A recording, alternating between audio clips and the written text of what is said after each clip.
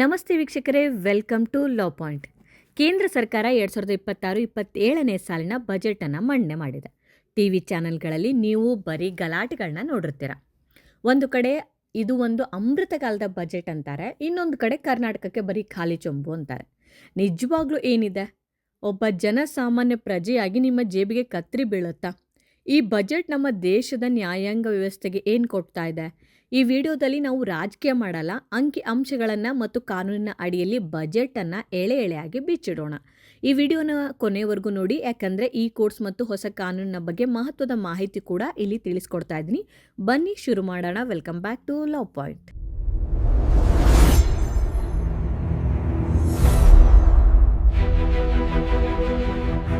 ಮೊದಲನೇದಾಗಿ ಜನಸಾಮಾನ್ಯರಿಗೆ ಬೇಕಿರೋದು ರೇಟ್ ಏನಾಯಿತು ಅಂತ.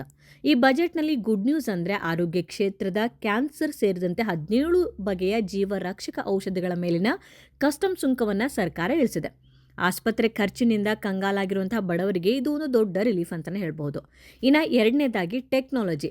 ಮೊಬೈಲ್ ಫೋನ್, ಚಾರ್ಜರ್ ಮತ್ತು ಎಲೆಕ್ಟ್ರಿಕ್ ವಾಹನಗಳ ಬ್ಯಾಟರಿ ಬೆಲೆಯನ್ನು ಕಡಿಮೆ ಮಾಡಲಾಗಿದೆ.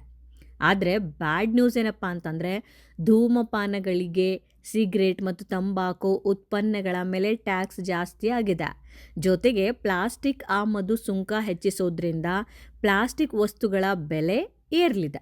ಸೊ ಓವರಾಲ್ ಆಗಿ ನೋಡೋದಾದರೆ ದಿನಬಳಕೆ ವಸ್ತುಗಳ ಬೆಲೆಯಲ್ಲಿ ಭಾರಿ ಏರಿಕೆ ಇಲ್ಲ, ಅಲ್ಪ ಇಳಿಕೆ ಇದೆ. ಈಗ ಕೋಟಿ ಹುದ್ದೆಗಳು ಕಾಯ್ತಾ ಇದ್ದಂತಹ ವಿಷಯ ಏನಪ್ಪ ಅಂದರೆ ಅದು ಇನ್ಕಮ್ ಟ್ಯಾಕ್ಸ್. ಸತ್ಯ ಹೇಳಬೇಕಂತಂದರೆ ಮಿಡಿಲ್ ಕ್ಲಾಸ್ ಜನರಿಗೆ ಈ ಸಲ ದೊಡ್ಡ ನಿರಾಸೆಯಾಗಿದೆ.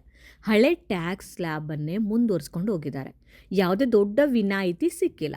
ಆದರೆ ಒಬ್ಬ ಅಡ್ವೊಕೇಟ್ ಆಗಿ ನಾನಿಲ್ಲಿ ಒಂದು ಪಾಯಿಂಟ್ನ ಗಮನಿಸಿದ್ದೀನಿ.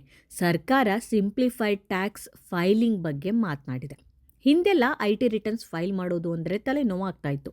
ಇನ್ನು ಮುಂದೆ ಫಾರ್ಮ್ ತುಂಬಾ ಸಿಂಪಲ್ ಆಗಿದೆ ಮತ್ತು ಸ್ಕ್ರೂಟ್ನಿ ಆಗಿರಬಹುದು ಅಥವಾ ನೋಟಿಸ್ ಬರೋದು ಕಡಿಮೆ ಆಗುತ್ತೆ.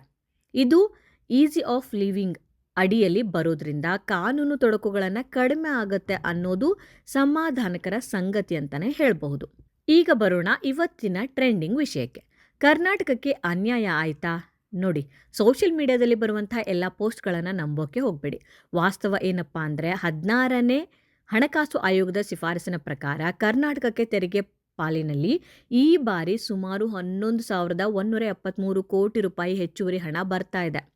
ಅದರ ಜೊತೆಗೆ ಕರ್ನಾಟಕದ ಹೆಮ್ಮೆಯಾದ ಶ್ರೀಗಂಧ ಬೆಳೆಗಾರರಿಗೆ ವಿಶೇಷ ಪ್ಯಾಕೇಜ್ ಘೋಷಣೆ ಮಾಡಿದ್ದಾರೆ. ಹಾಗಿದ್ರೂ ರಾಜ್ಯ ಸರ್ಕಾರ ಯಾಕೆ ವಿರೋಧ ಮಾಡ್ತಿದೆ ಅಂದರೆ, ನಮ್ಮ ರಾಜ್ಯದಿಂದ ಹೋಗೋ GST ಪಾಲಿಗೆ ಹೋಲಿಸಿದ್ರೆ ವಾಪಸ್ ಬರ್ತಿರೋದು ಕಡಿಮೆ ಅನ್ನೋದು ಅವರ ವಾದ.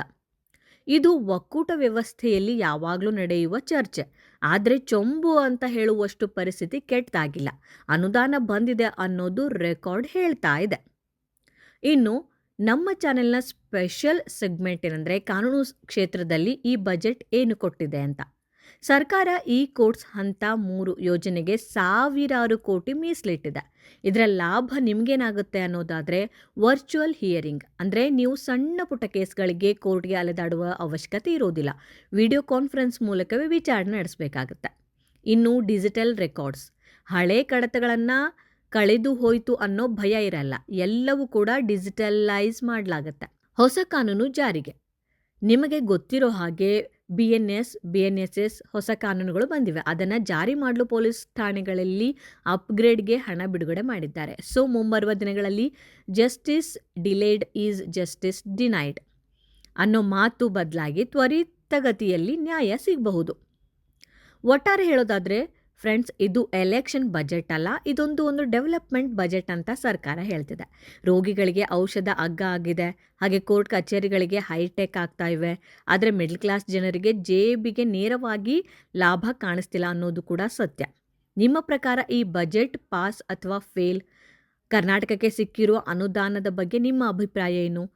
ಮರಿದೇ ಕಮೆಂಟ್ ಸೆಕ್ಷನ್ನಲ್ಲಿ ಇದ್ರ ಬಗ್ಗೆ ನೀವು ಕಮೆಂಟ್ ಹಾಕಬಹುದು. ಕಾನೂನಿನ ಬಗ್ಗೆ ಅಥವಾ ಕೋರ್ಟ್ ಕೇಸ್ಗಳ ಬಗ್ಗೆ ಮತ್ತು ಸರ್ಕಾರದ ಯೋಜನೆಗಳ ಬಗ್ಗೆ ನಿಖರವಾದ ಮಾಹಿತಿಗಾಗಿ ನಮ್ಮ ಲಾ ಪಾಯಿಂಟ್ ಚಾನೆಲ್ನ ಸಬ್ಸ್ಕ್ರೈಬ್ ಮಾಡಿ, ಬೆಲ್ ಐಕಾನ್ ಒತ್ತಿ. ಮುಂದಿನ ವಿಡಿಯೋದಲ್ಲಿ ಸಿಗೋಣ. ಜೈ ಹಿಂದ್, ಜೈ ಕರ್ನಾಟಕ.